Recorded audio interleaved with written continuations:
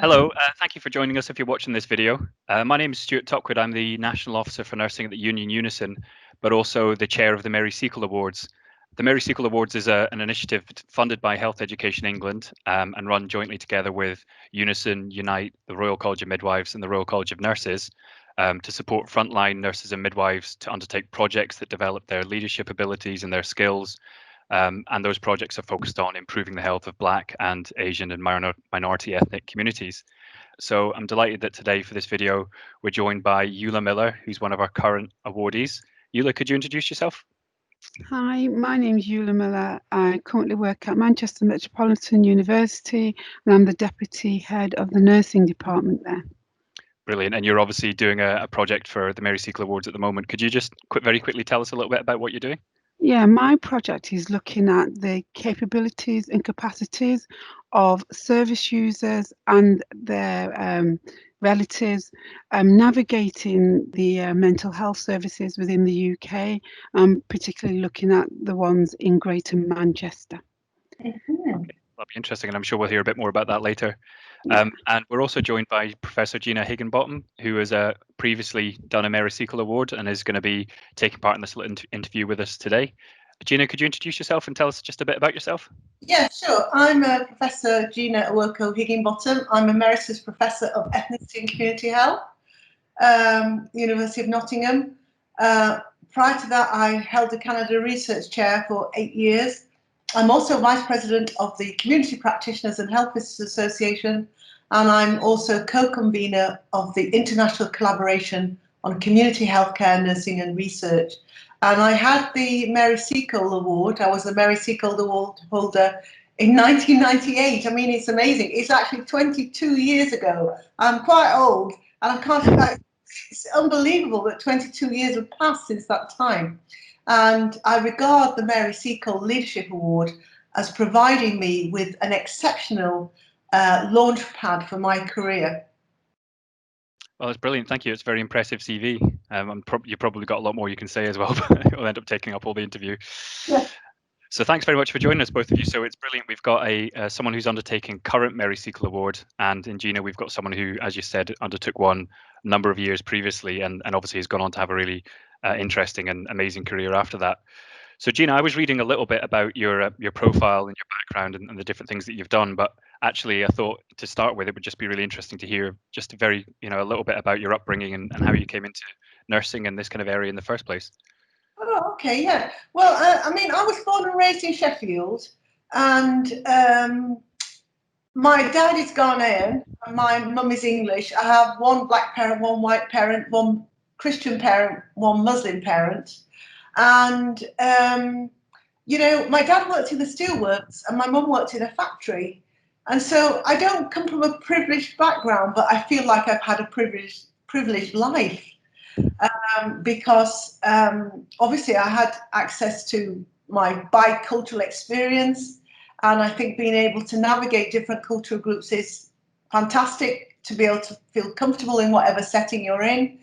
I've also been fortunate that I spent time in Ghana, and that has really helped me to reconstruct my own personal history vis-a-vis the history that I was taught in school, which I think is very, very important post Black History Month. I've also spent time in Brazil because my previous university had a very close collaboration with the University of São Paulo. I've taught in Brazil. I think I've been 4 or 5 times, and I was there for a month at a time. And I've also lived in Canada for 8 years. I'm a dual Canadian and English citizen. So I feel that I've been able to examine the experience, particularly of the transatlantic slave trade from the 4 continents that were involved. Yeah. So that's been a fantastic opportunity. When I was born and raised in Sheffield, I was fortunate to go to a girls' grammar school because I went to school in the days of the 11 plus examination. My parents didn't pay. Every child had the opportunity to take the 11 plus. And I was fortunate because I passed my 11 plus exam and I was packed off to a girls' grammar school city. I was from the inner city, in a working class area with a strong network, working class family around me, and I was packed to this girls' grammar school posh part of the city. And but in my when I was 15, was the final year you could leave school when you were 15. And my, as I said to you, my family didn't have very much money. I was the eldest of 5 children. So when I was 15, well, I wasn't actually 15, I was 14, I decided to leave school. It was the last year you could leave at age 15. My birthday's in the school holidays. I was born in August, so I was actually 14 when I left school. And I went to work in an office, and I left school without any qualifications. And I'm just saying that so people understand where I started from and what it's possible to achieve. Yeah, that's quite amazing then to have gone on and done all the things that you did without any qualifications. And when did you decide nursing and working in health or studying in health was for you? Well, I went to working in an office. I was an office junior, and I found it quite boring actually, not very stimulating. And I thought, well, really, I want to have more of a productive career that I can really make a contribution to society. And I mentioned to you that I'm Ghanaian, and anybody who has a Ghanaian, Nigerian, or West African ancestry will know that when you step over the threshold, you are no longer in England, you are in West Africa, in your home. And I had a very, very strict upbringing, me and my sisters, and we weren't allowed to go out, we weren't allowed to speak to boys, we weren't allowed to do very much. And me and my sister, she's 18 months younger than me, we decided that if we became nurses, I mean, this is not very, I'm sorry, it's not very altruistic, but we decided if we became nurses, we can go live in the nurses' home. And how fantastic that would be, because we'd have a modicum of freedom. We'd be able to do what we wanted. So that's what we did. And that's yeah, very interesting. It was great. But I have a story to tell you about my entry into the nursing profession, because as I said to you, I left school early without qualifications, although I did do a couple of O-levels before I got to my nursing application.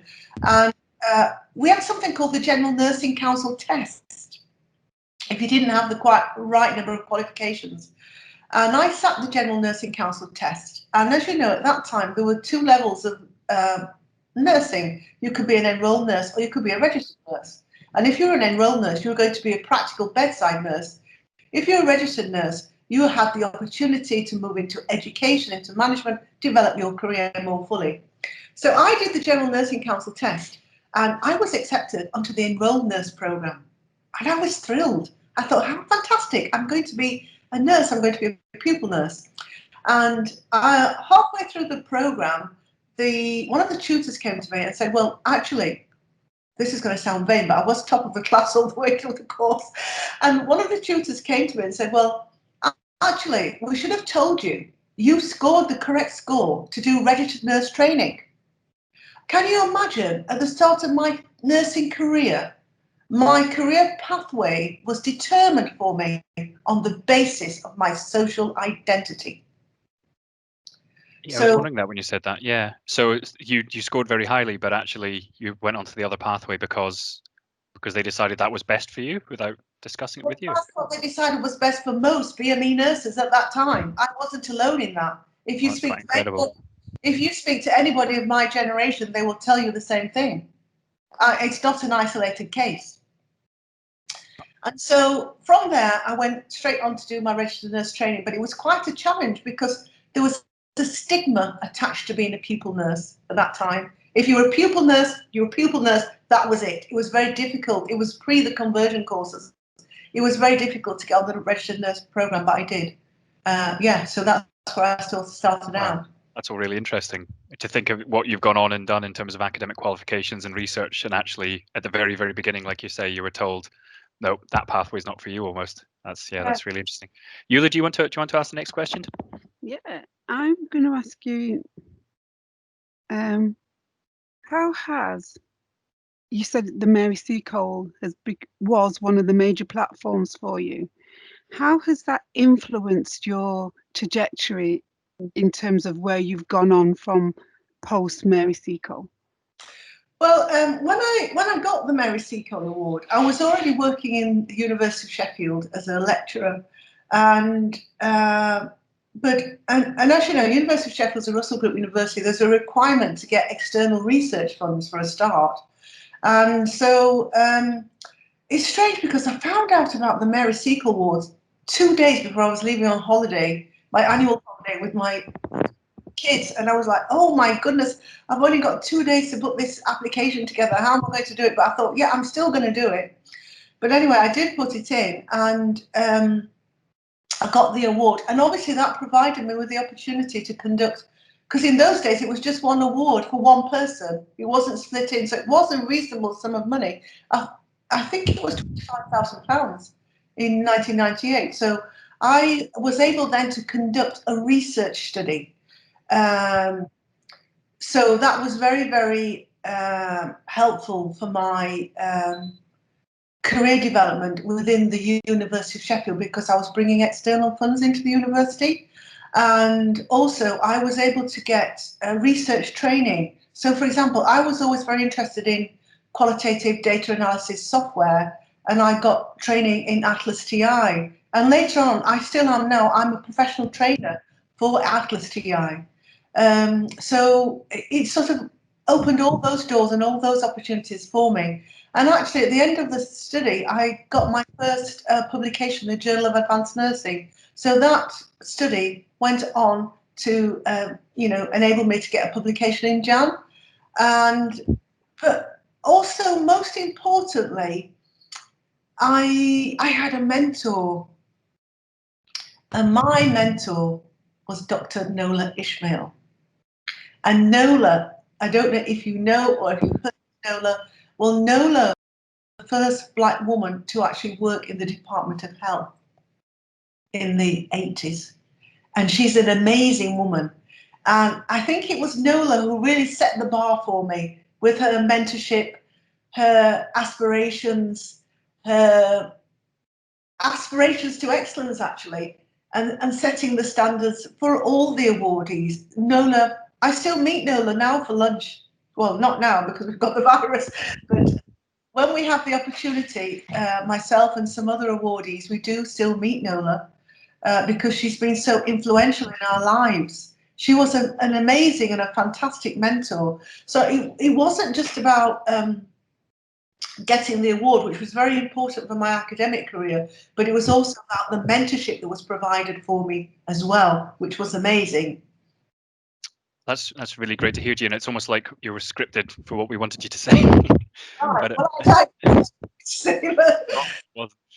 Yeah, I mean, just for people who are watching who maybe aren't too familiar with the Mary Seacole Awards, obviously a big part of what our awardees do is their project, but as part of that also you get access to mentoring like Gina's talked about, and hopefully that does help you open doors and make connections and really develop your talents and your leadership abilities. I'm interested, Gina, that we seem to have maybe just missed out a little part of your career. When did you feel, so you went to University of Sheffield and you applied for the Mary Seacole Award from there. When did that interest in doing research and being involved in that side of nursing, when did that develop for you? Oh, well, that's, I did my nurse training, became a registered nurse, and I became a registered midwife, I became a registered health visitor. And I was quite interested in health promotion. So by then I got my first degree. I started a master's degree in health promotion. And in the area where I worked, there was the opportunity to be seconded to a research study as the project officer to a study called Action Heart. It was a community-based research study that used interventions to try to ameliorate the prevalence of coronary heart disease in a given location in South Yorkshire. So this position was advertised as the Action Heart project officer.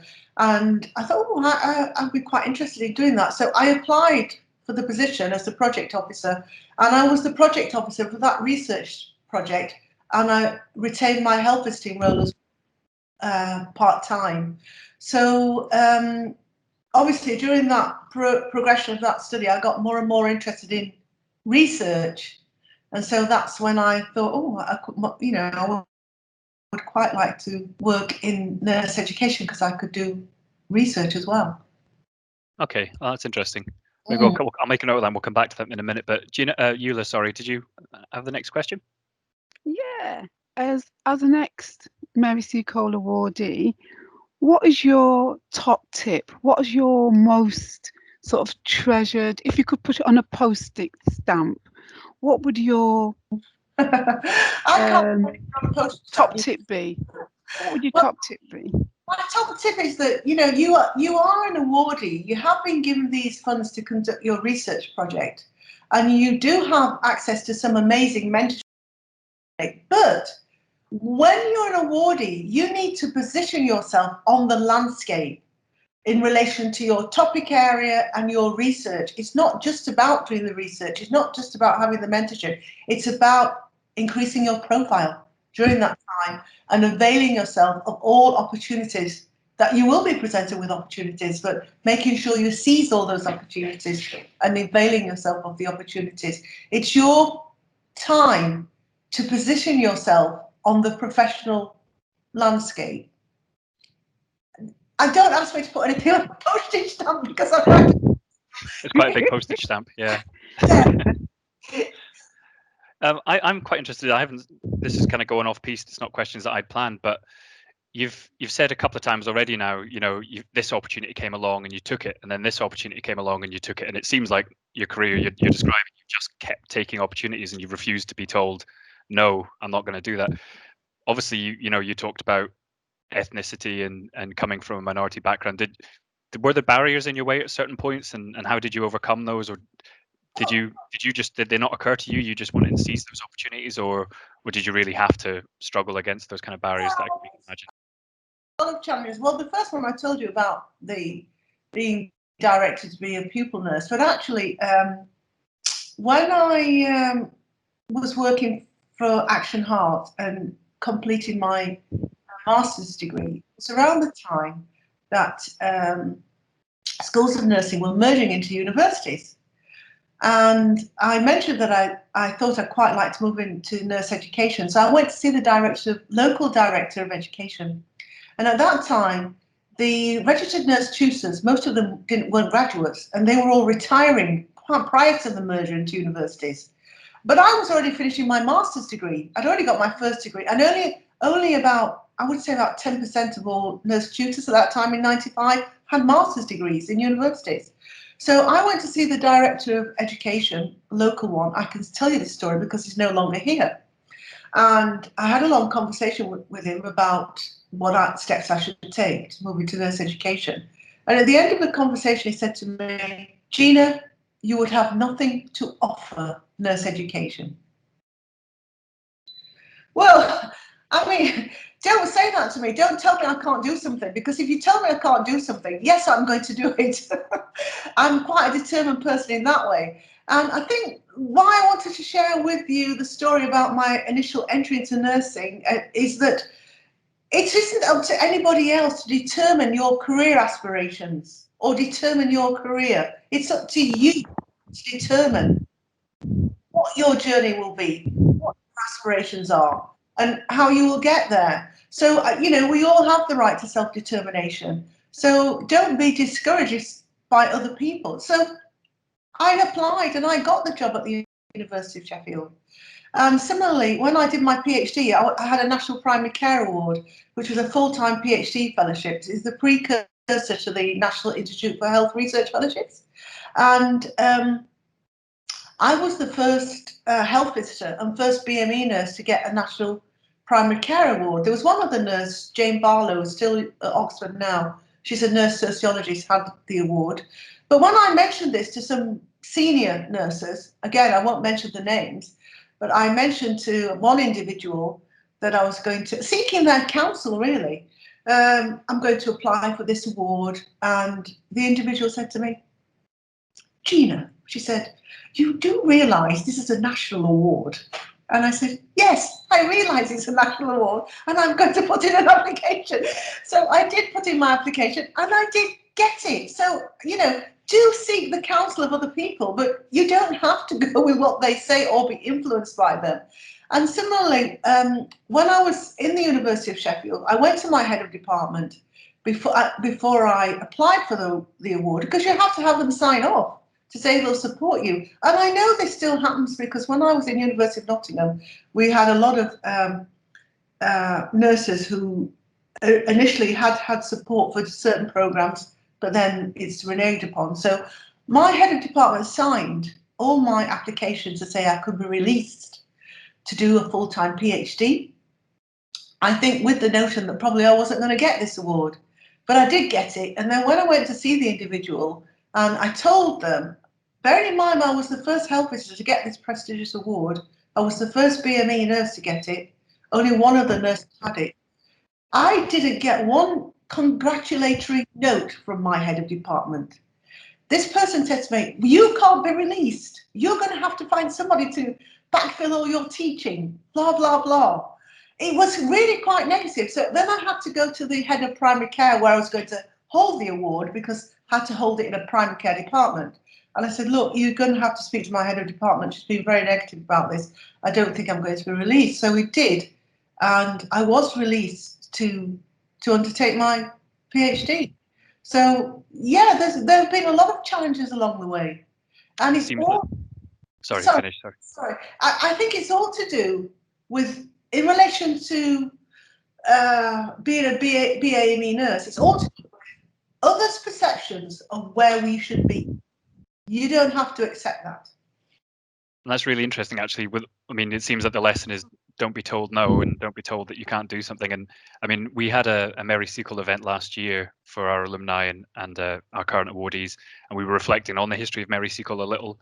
And obviously, she was someone who really wouldn't get told no and was told not to go ahead and do things in the Crimea, for example, and refused. And that was obviously hundreds of years ago. So, well, that's really interesting. Eula, did you want to ask the next question? I think. Or are you beginning to run out? Yeah, Jean has answered so much of what I wanted to ask. I didn't know what the questions were in advance. Sorry. No, it's fine. That's fine. I have one or two more if that would be all right. One thing I think is really interesting is obviously you've taken us right back to the beginnings of your career. We know now that some things have changed and some things have improved, but obviously there's still a lot of racism. There's still a lot of inequalities and inopportunity in the health service and in the UK generally. How do you reflect on what's changed in terms of opportunities for nurses and for people from BME backgrounds, and what still needs to change? And I know that's a really difficult question, so don't feel like you need to be able to have all the answers, but I'd be interested to know your thoughts.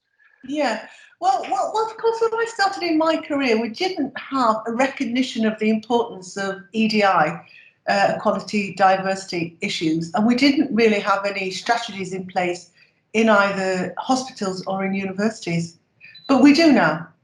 But the problem is that sometimes these strategies are more rhetoric than reality. And I'll give you a prime example of this. So in 2019, Dr. Nicola Rollock undertook research into Black female professors in the UK. And in 2019, there was only 25 of us in a position, and I participated in her research. And one of the conclusions she made was that in the light of the experiences that she'd elicited, the statements that institutions make around DDI are somewhat lacking in sincerity and somewhat really inclined to be rhetoric rather than reality because of the experiences she described.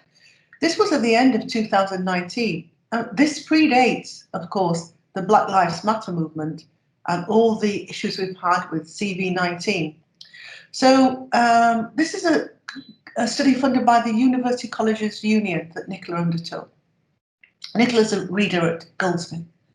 And then post the Black Lives Matter movement being initiated, we had a whole range of statements being released by universities talking about their commitment to EDI, talking about their commitment to the Black Lives Matter movement. Well, really, come on. Given the, and also, if you look at the statistics from the Health Equality Challenge Unit, which is now Advanced HE, you will find that we have 0.6% Black female professors and 1.2% mixed female professors like myself. So how can these statements that the universities released following the Black Lives Matter movement, how can they possibly be meaningful? They're not. I mean, I have seen a very sincere and authentic message or statement, and that was from the University of Middlesex. That was fantastic. I would encourage anyone to take that. But so Why was yes, that different? Sorry, was that just a bit more honest, do you think? how was that different? In that statement, he talks, for example, about white privilege, and it talks about recognizing the position and attempting to understand the situation of black colleagues or BAME colleagues. So it's quite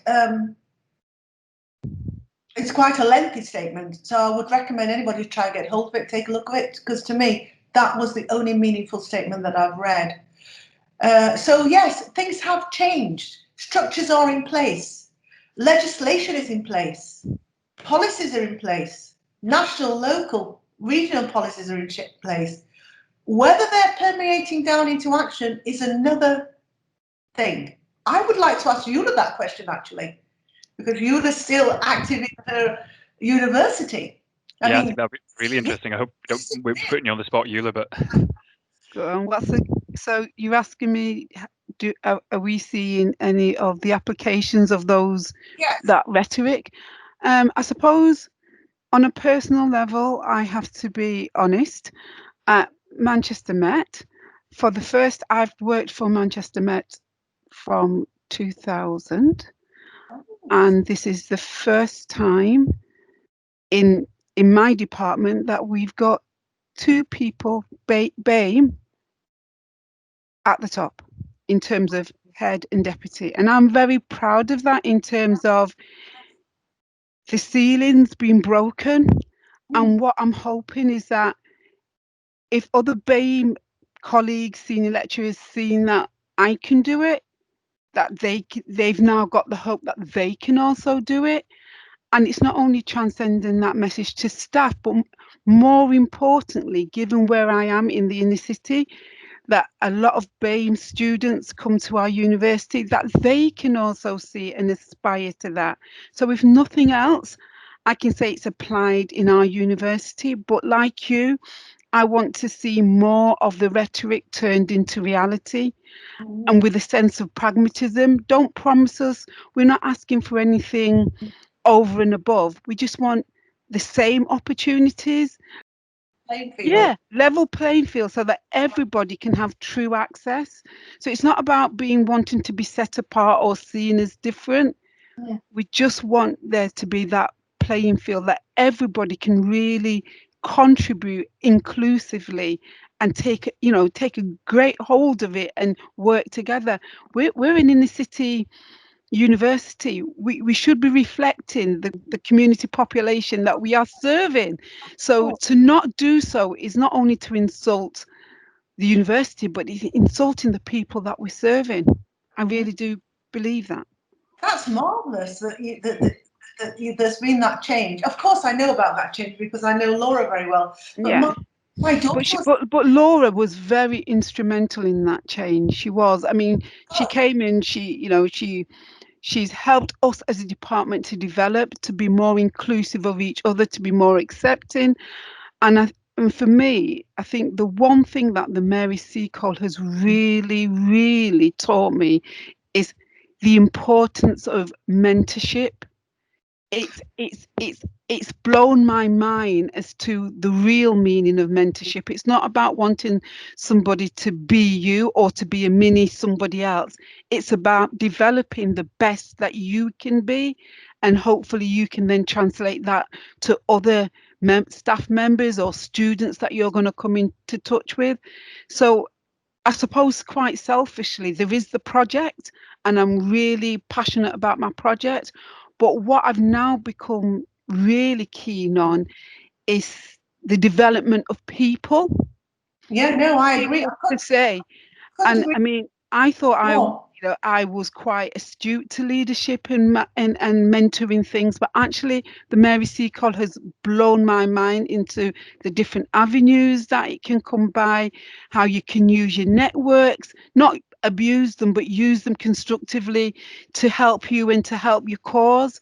And I suppose, had I not been awarded the Mary Seacole, I wouldn't have afforded myself or expecting my university to afford me the time to explore that in the depth that I've been allowed to. So I know it's great for the project, and I am really passionate about my project, but now it's made me even more passionate about mentorship and leadership and bringing people on and seeing their potential, and importantly, helping them to see their potential in themselves. Because it's all right if people's already telling you that, but that true confidence, which I can honestly say, before I became a Mary Seacole awardee and before I became a deputy head, I probably had the skills, but wasn't ready or able to articulate that or apply it or feel confident enough to say, you know what, this is me, and I'm not perfect, but I'm happy with some of the things that I can do, and I want people in the workplace, and it don't have to be only BAME. I want people in the workplace to be at their best, and I think the Mary Seacole Award has given me the time to reflect on that, to think about how we can disseminate that. And I'm up for anybody who wants to do the Mary Seacole. I would say 100% get out there, try it, give yourself the opportunity, because unless you give yourself the opportunity, you can't give others the opportunity, is what I would say. So No, I'm 100% proud to be. I've not finished my project yet, but finish it on. I'm proud to be a Mary Seacole awardee, because it has changed my whole outlook on my career and the potential that there is out there. Where I was, at one point losing hope. I was thinking, oh, it's going to be more of the same for now I'm there. No, it doesn't have to be. We can make change. We can change. We have got the power. We have got the autonomy to help that change, and that's what I'm really excited about. I, Sorry, and I've gone on there. Sorry. I can really sense your enthusiasm, Eula. That I'm is really absolutely sorry. it's fantastic that I was that is going to. having that impact on you. I Yeah. mean, the only thing I would say is that the Leadership Foundation now are telling us about the importance of sponsorship, the mentorship. Yeah. And sponsorship is the idea that in addition to a mentor, we engage with an influential person in the organization who can actually help us navigate those structures. So it's something that I think anyone could investigate, because it's on the Leadership Foundation website. I couldn't agree more about the mentorship. I'm very, very proud, because 6 of my research trainees are professors themselves now. I have 2 in Sweden at Linus University one was a PhD student and a postdoc in Canada. The other one was a postdoc with me in Canada. I've got 2 who are professors in Pakistan. One at the University of Lahore, Bashrat, who was my postdoctoral fellow, and I've got Rabina, who was a PhD student in Canada, also a professor. And I've got one in South Africa too. So I'm absolutely proud of that, because in the Canadian context, mentorship was much more important. So when I had the Canada Research Chair, it's not just about research, publications, teaching, it's about the quality of your research training environment. And when my Canada Research Chair was renewed in Canada, it was evaluated as being in the top 10% of all Canada Research Chairs in all discipline groups. And that also, a large part of that was the training environment that you were able to establish. So yeah, and several of my colleagues have had the award too. And I'm still a mentor for National Institute for Health Research. I'm still on their mentorship panel. So I couldn't agree more with what Eula's saying. You have to, and you have to accept that actually, if you're going to mentor somebody successfully, your mentors are going to do better than you, because they're not starting from the same position. They have access to your wisdom, your knowledge, everything you've done, and they are going to take that and they are going to enhance it, run with it. So they are going to achieve more than you. I think it was interesting reflecting on what both of you have said. Eula, I would hope the position that you're now in, if you have someone obviously come to you like Gina did to your head of department years ago to say, I want to apply for this and I want to do that, you're going to tell them, go for it. Yeah. Absolutely. I believe in you. Yeah. And the difference that can make. Yeah, and my only regret, if there is a regret, that this sort of opportunity hadn't come earlier, because I mean, potentially a year to retire, and I'm just having this opportunity, and I'm just thinking.